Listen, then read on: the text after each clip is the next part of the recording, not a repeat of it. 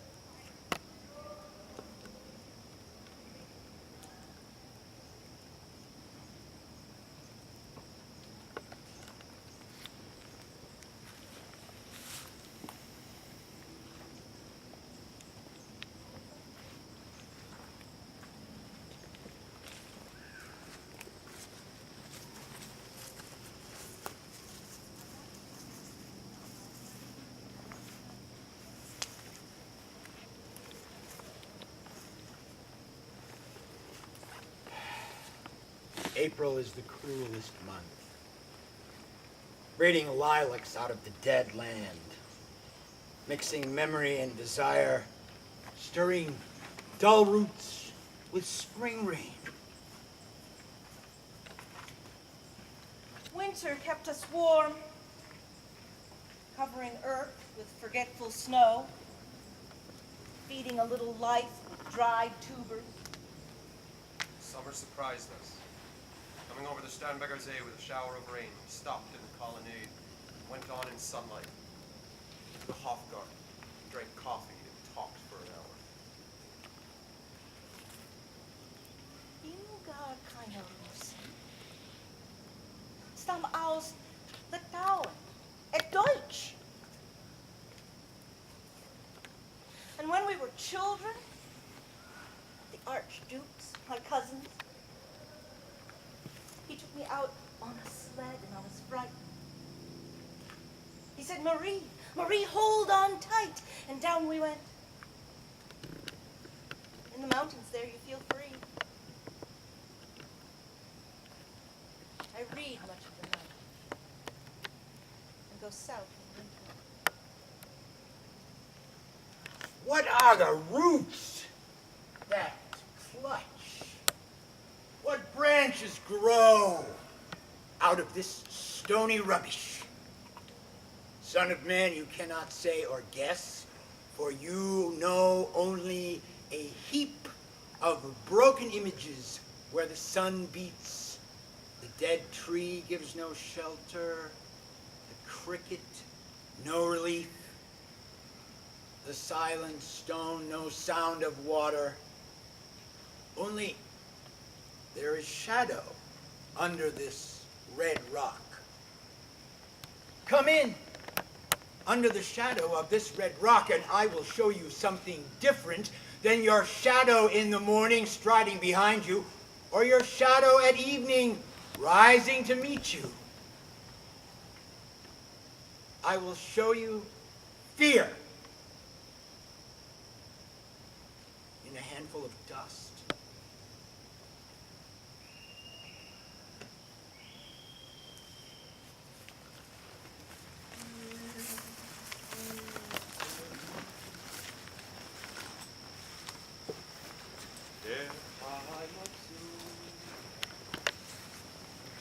Mein Iris Kind,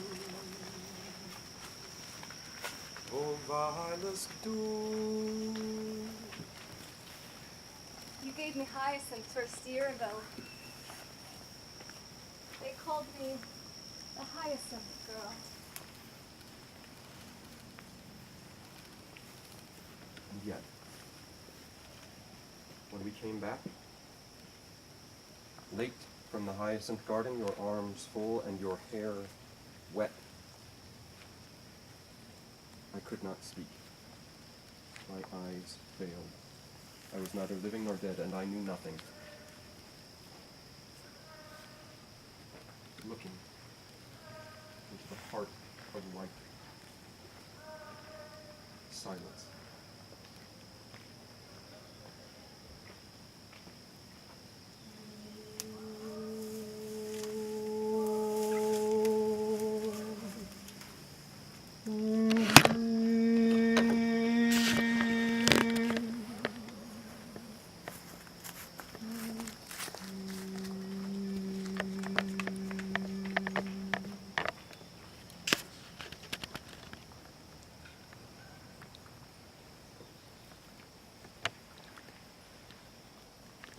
Madame Sosostris, famous clairvoyant, had a bad cold.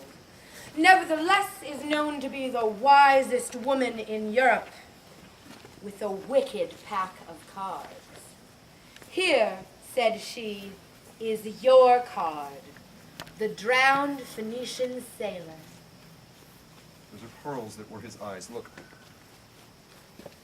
Here is a belladonna, the lady of the rocks, the lady of situations. Here is the man with 3 staves.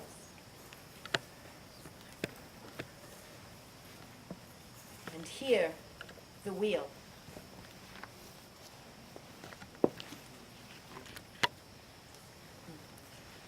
Here is the one-eyed merchant.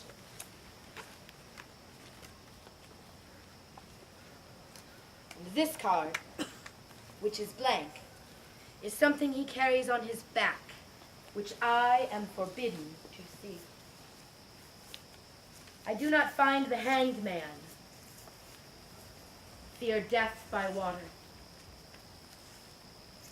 I see crowds of people walking around in a ring. Thank you. If you see dear Mrs. Equitone, tell her I bring the horoscope myself. One must be so careful these days.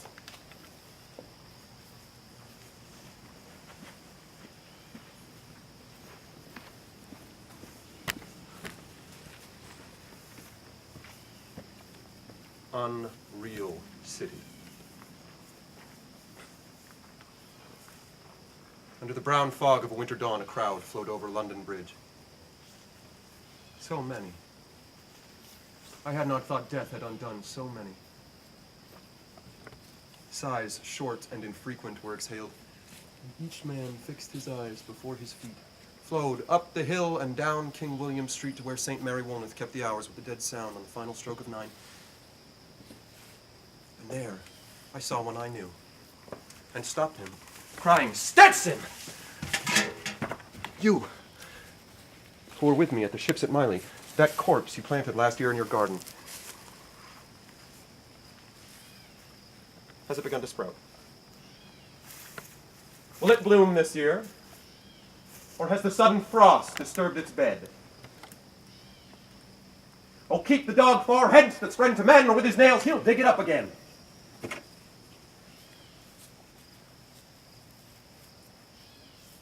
You, hypocrite lecture, mon semblable, mon frère.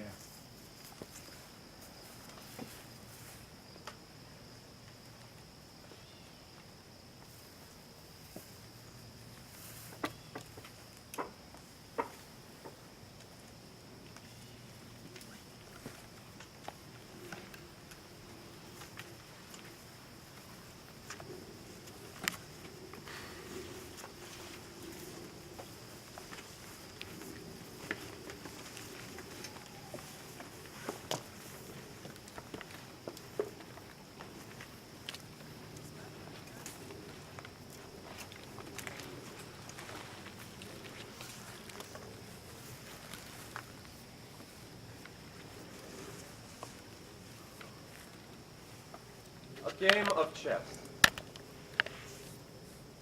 The chair she sat in, like a burnished throne, glowed on the marble, where the glass, held up by standards wrought with fruited vines, from which a golden cupidon peeped out, another hid his eyes behind his wing, doubled the flames of 7-branched candelabra, reflecting light upon the table as the glitter of her jewels rose to meet it, from satin cases poured in rich profusion.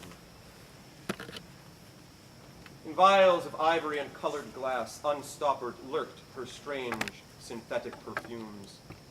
Unguent, powdered or liquid, troubled, confused, and drowned the sense in odors. Stirred by the air that freshened from the window, these ascended, in fattening the prolonged candle flames, flung their smoke into the laquiaria, stirring the pattern on the coffered ceiling. Huge seawood, fed with copper, burned green and orange, framed by the colored stone, in which sad light a carved dolphin swam. Above the antique mantel was displayed, as though a window gave upon the sylvan scene, the change of Philomel by the barbarous king so rudely forced. Yet there the nightingale filled all the desert with inviolable voice, and still she cried, and still the world pursues, jug, jug, to dirty ears. And other withered stumps of time were told upon the walls. Staring forms leaned out, leaning, hushing the room enclosed. Footsteps shuffled on the stair. Under the firelight, under the brush, her hair spread out in fiery points, glowed into words, then would be savagely still.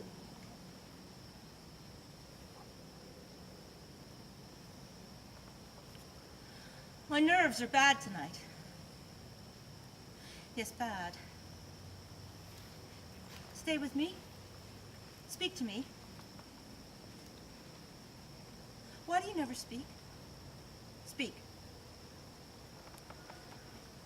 What are you thinking? thinking? What? I never know what you're thinking. Think. I think we are in Dead Man's Alley where the sailors lost their bones. What is that noise? The wind under the door. What is that noise now? What is the wind doing? Nothing. Again, nothing. Do you know nothing? Do you see nothing? Do you remember nothing? I remember. Those are pearls that were his eyes. Are you alive? Or not? Is there nothing in your head? But oh, that Shakespearean rag.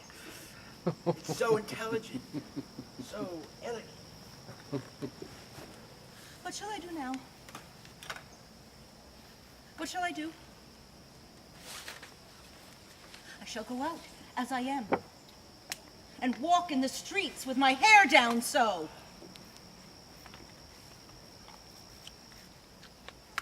What shall we do tomorrow? What shall we ever do? The hot water at 10. If it rains, a closed car at 4. And we shall play a game of chess, pressing lidless eyes and waiting for a knock upon the door.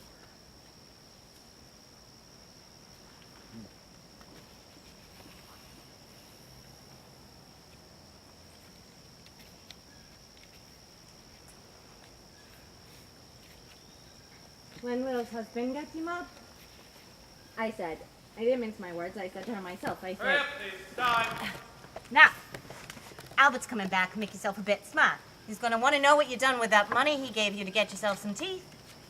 He did. I was there. You have them all out, Lil, and get a nice set, he said. I swear I can't bear to look at you.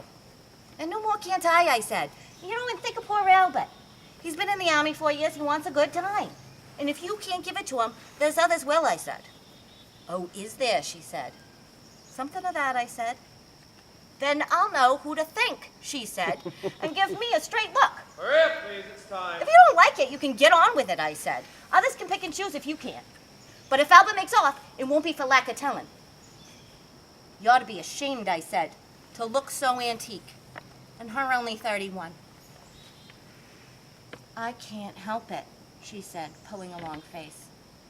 It's them pills I took to bring it off, she said. She's had 5 already. She nearly died of young George. The chemist said it would be all right, but I've never been the same.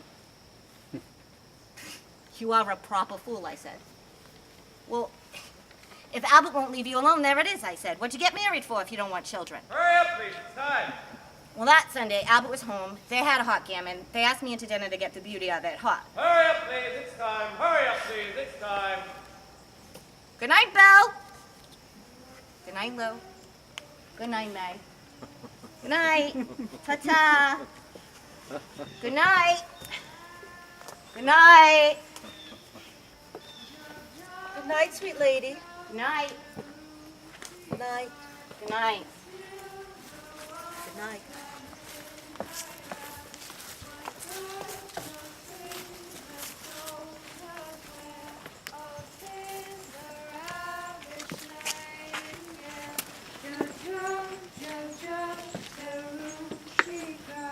And still her woes at midnight rise. What first so seems, yet so does well. Oh, 'tis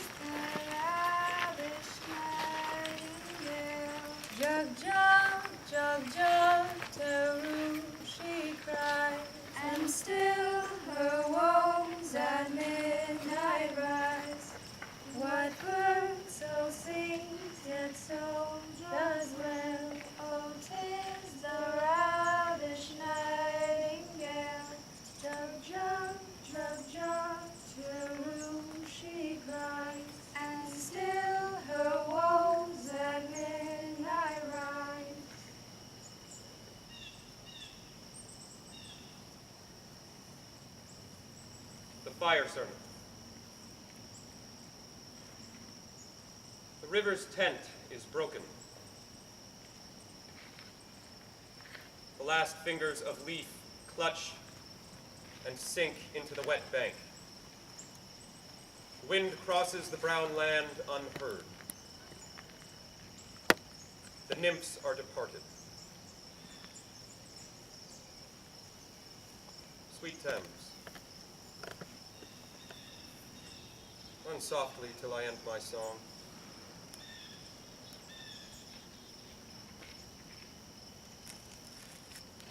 The river bears no empty bottles, sandwich papers, silk handkerchiefs, cardboard boxes, cigarette ends, or other testimony of summer nights.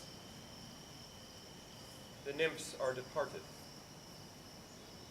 and their friends, the loitering heirs of city directors, departed, have left no addresses.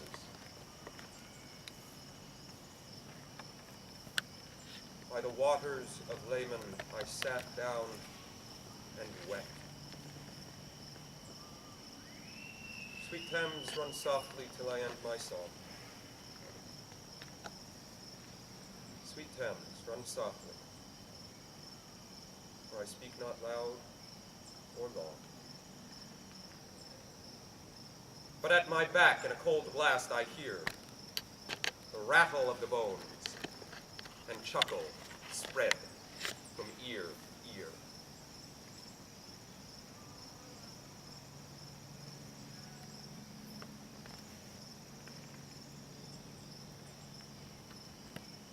A rat crept softly through the vegetation, dragging its slimy belly on the bank while I was fishing in the dull canal on a winter evening round behind the gas house, musing upon the king my brother's wreck and upon the king my father's death before him.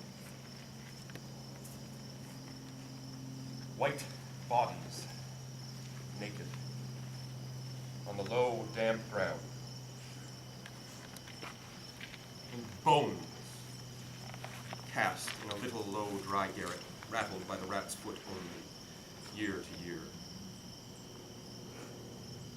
But at my back, from time to time, I hear the sound of horns and motors, which shall bring Sweeney to Mrs. Porter in the spring. Oh, the moon shone bright on Mrs. Porter and on her daughter. They washed their feet in soda water. Oh, ces voix d'enfants chantant dans la coupole.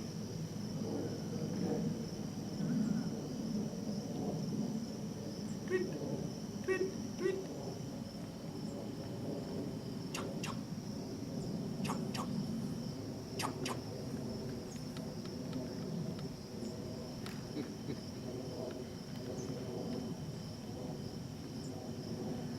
So rudely forced.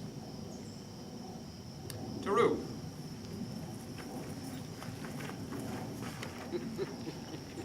Unreal city under the fog of a winter noon. Mr. Eugenides, the Smyrna merchant, unshaven, with a pocket full of currants, CIF London, documents at sight, asked me in demotic French to luncheon at the Cannon Street Hotel. Follow my weekend at the Metropole.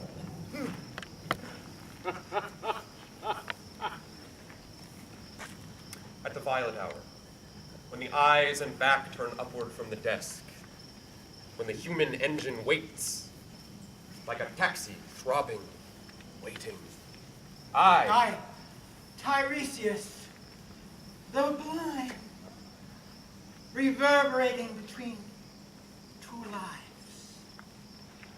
Old man with wrinkled female breasts can see at the violet hour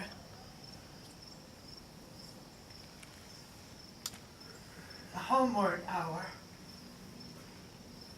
that brings the sailor home from sea.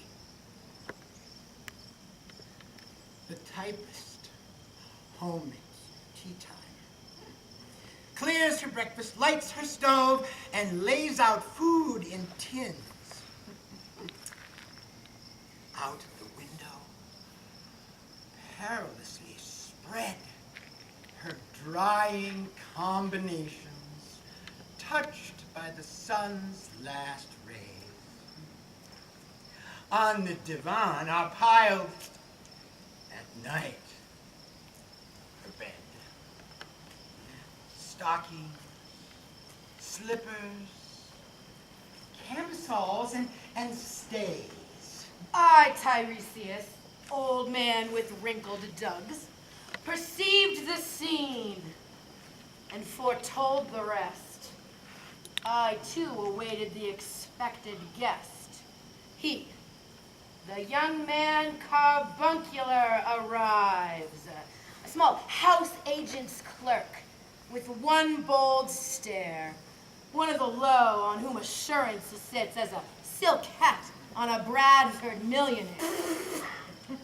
The time is now propitious, as he guesses. The meal is ended. She is bored and tired. Endeavors to engage her in caresses, which still are unreproved, if undesired. Flushed and decided, he assaults at once. Exploring hands encounter no defense. His vanity requires no response and makes a welcome of indifference. And I, Tiresias, have forsuffered all enacted on this same divan or bed. I, who have sat by thieves below the wall and walked among the lowest of the dead, bestows one final patronizing kiss and gropes his way, finding the stairs unlit. She turns and looks a moment in the glass, hardly aware of her departed lover. Her brain allows one half-formed thought to pass. Well, now that's done. And I'm glad it's over. When lovely woman stoops to folly and paces about her room again alone, she smooths her hair with automatic hand and places a record on the gramophone.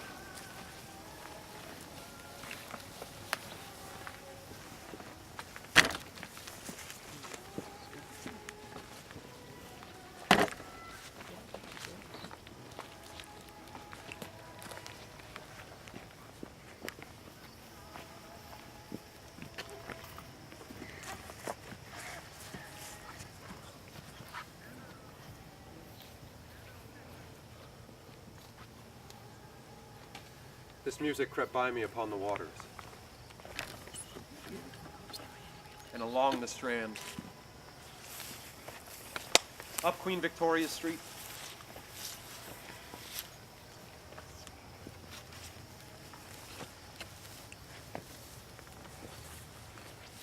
oh, city, city!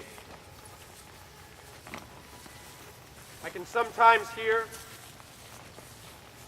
beside a public bar in Lower Thames Street,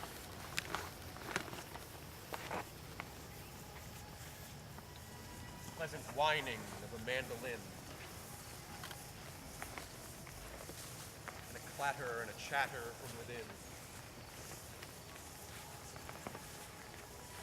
where fishermen lounge at noon.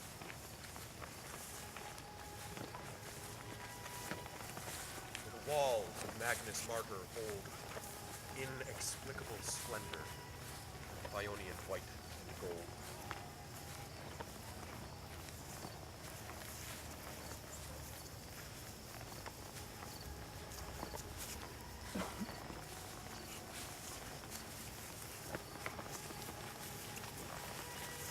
The river sweats oil and tar. The barges drift with the turning tide. Red sails wide to leeward, swaying on the heavy spar.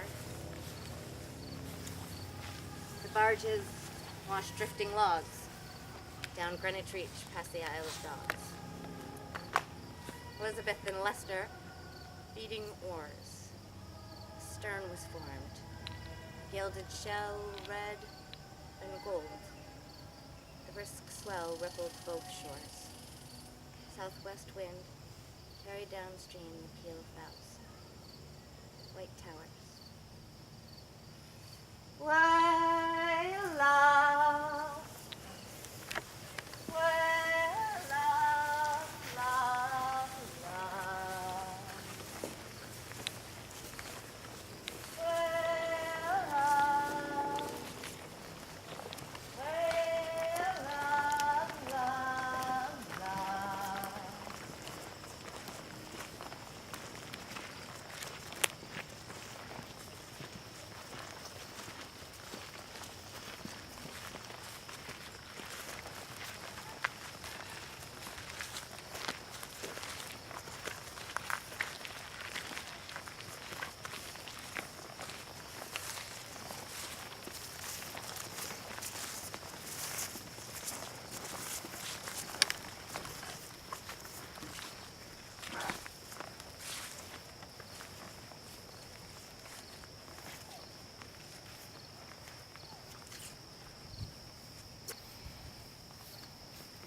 Trams and dusty trees.